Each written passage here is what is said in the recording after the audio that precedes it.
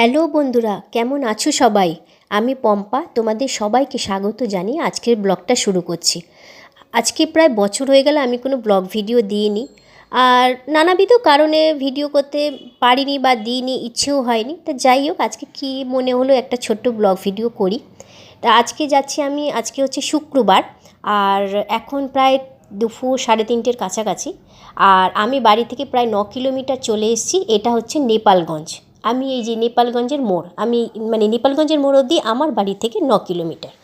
এইবারে আমি আরও সামনের দিকে যাব। তা যাই হোক, এবারে বলি আজকে বেরিয়েছি কেন।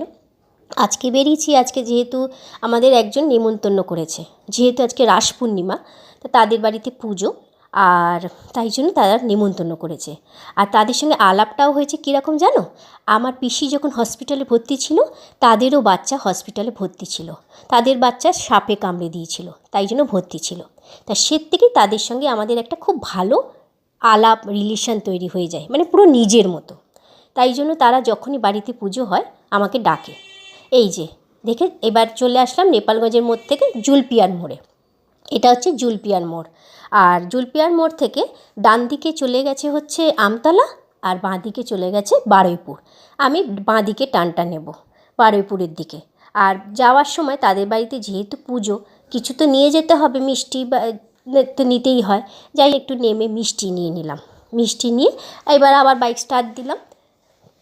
তবে কী জানো, অনেক দিন ভিডিও করিনি তো, মানে কি বলবো বুঝতে পারছি না। তার মধ্যে আমার কাশি, জ্বর, ঠান্ডা লেগেছে, সব একসঙ্গে। পুজোর পরে পরেই আমার কাশি ধরে গেছে, তাই গলার আওয়াজও পাল্টে গেছে। তা যাই হোক, এবারে আমি কি জানো তো, এই যে খানিকটা গিয়ে না আমি ডান দিকে টার্ন নিয়ে নেবো। আমি পুরো বারুইপুরের দিকে তো যাব না, এই যে ডান দিকে টার্নটা নিচ্ছি। ডান দিকে টার্নটা নিয়ে কোন দিকে যাব না, আমি যাব মগরাহাটের দিকে। আর ওদের বাড়িটা হচ্ছে মগরাহাটের ঠিক একটু আগে ঝিনকি বলে একটা জায়গা আছে, ঝিনকিতে। আর এই রাস্তাটায় আসতে না আমার ভীষণ ভালো লাগে, মানে এই রাস্তাটা এতটাই মানে চারিদিক ফাঁকা, খুব ভালো লাগে। তাই জন্য ওরা পুজোতে ডাকলে আমি চলে আসি। মানে গত বছরও এই সময়, সময় পুজো হয়েছিল, এই রাস পূর্ণিমায় গত বছরও আমি এসেছিলাম এইখানে।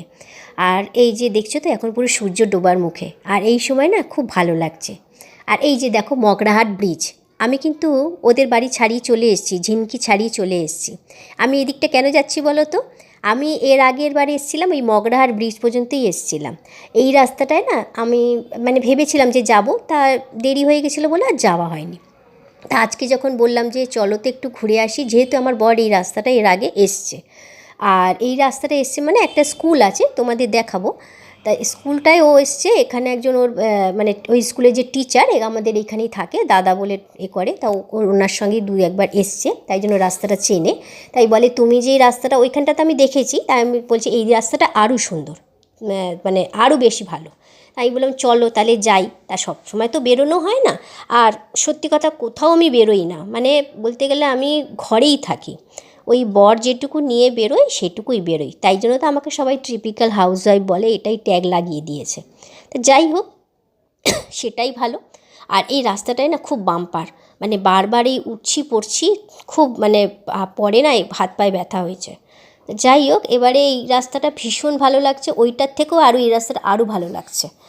আর কোথাও তো সহজে বেরোনোও হয় না, আর এই যে স্কুলটা চলেও এসছে দেখো কথা বলতে বলতে। হয়ে গেল দেখা। অনেক দিনের ইচ্ছা ছিল যে এই রাস্তাটায় আসবো, এই স্কুলটা দেখব। সে তো আসাও হয় না, বেরোনোও হয় না, কেন এদিকটা তো মানে কোনো যদি না থাকে, শুধু শুধু আসবো। তা যাই হোক, ওদের বাড়িতে যখন আজকে পুজো ছিল, কেন গত বছর এসেছিলাম এই সময়, এখানটা আর কি মানে আসা হয়নি, ভেবেছিলাম আসবো, তখন রাত এরকম হয়ে গেছিলো আর আসতে পারিনি, দেরি হয়ে গেছিলো। তো এইবার ভাবলাম যখন একটু সময় আছে হাতে, স্কুলটায় যাই, একটু দেখে আসি ওদিকটা। আর আমি এইখানটা তারপরে ফেরার পথে আমার বর বললো তুমি যদি রিলস করো আর কি, এখানটায় না বাইকটা দাঁড় করালো, বললো এখানটায় করতে পারো। তা সূর্যটা ডুবছে ওখানটা, একটু ভিডিও মানে বললাম দেখি, দাঁড়াও একটু সূর্য ডোবাটা ভালো লাগছে দেখতে, ফাঁকা জায়গা। আর বাইক এই যে দেখছি তো, হেলমেট পরে যা চুলের অবস্থা হয়, চুলটাকে একটু ঠিক করে নিলাম আগে, নালে এই অবস্থায় রিলস করলে কিরম লাগে। আর যাই হোক, এবার রিলস করবো কি, গাড়িগুলো তো দেখছো খুব জোরে জোরে যাচ্ছে, রিলস করতেই পারছি না। আর এই যে সব লোক তাকিয়ে থাকে না, আমি তো বাইরে বেরিয়ে একদম রিলস ভিডিও করতে পারি না। হ্যাঁ, এমনি ভিডিও যে ব্লগ ভিডিও হয় হয়তো একটু ক্যামেরা ধরে, তাও কেউ যদি তাকিয়ে থাকে আমি চট করে কারোর সামনে কই যে ভিডিওয় কথা বলা বা এই করা, আমি এগুলো একদম করতে পারি না। কিরম যেন একটা মানে লাগে নিজের।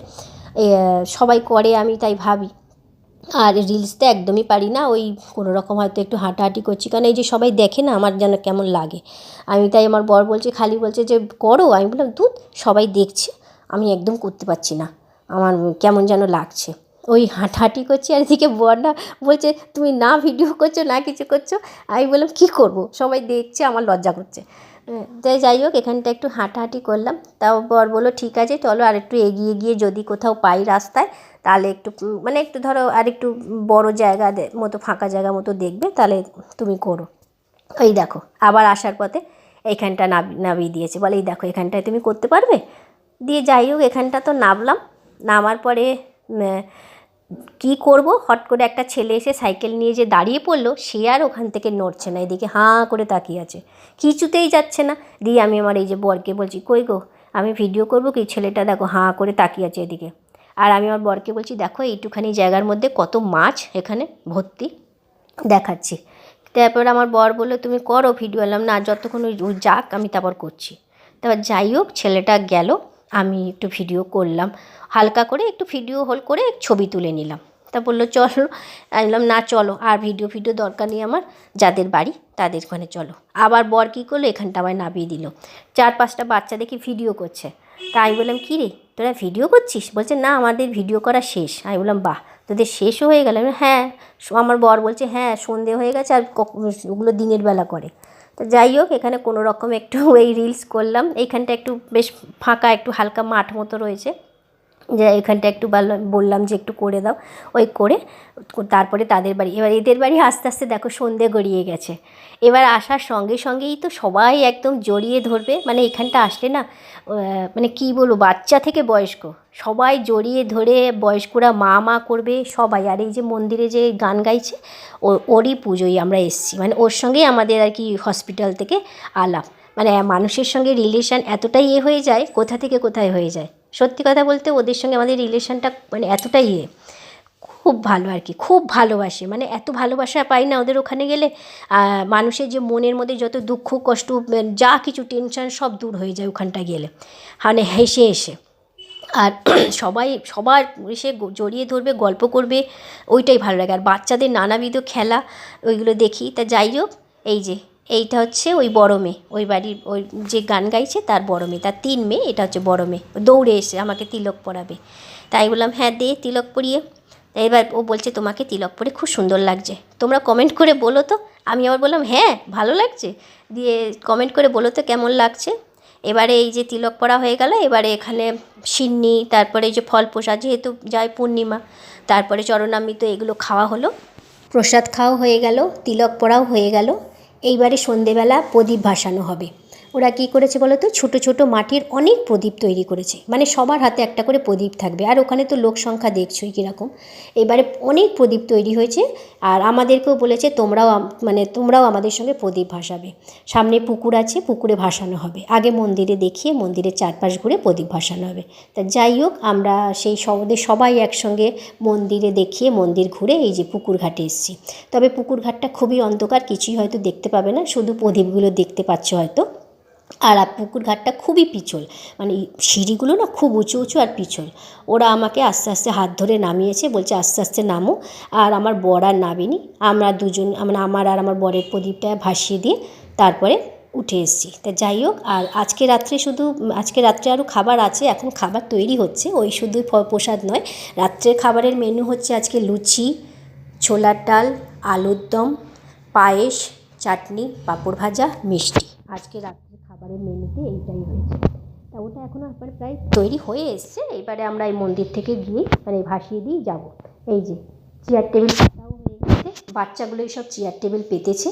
আর সত্যি কথা বলতে আমি খাবারের ভিডিওটা করতে পারিনি, কেননা যেহেতু ছোটো ছোটো খুদে বাচ্চা, এই যে খুদে বাচ্চাগুলো লুচির কম্পিটিশন করছে, ওদের দেখেই হেসে হেসে গড়াগড়ি খাচ্ছি, তাই ভিডিও করা হয়নি। আর রাত্রিও হয়ে গেছে, 8টা বেজে গেছে।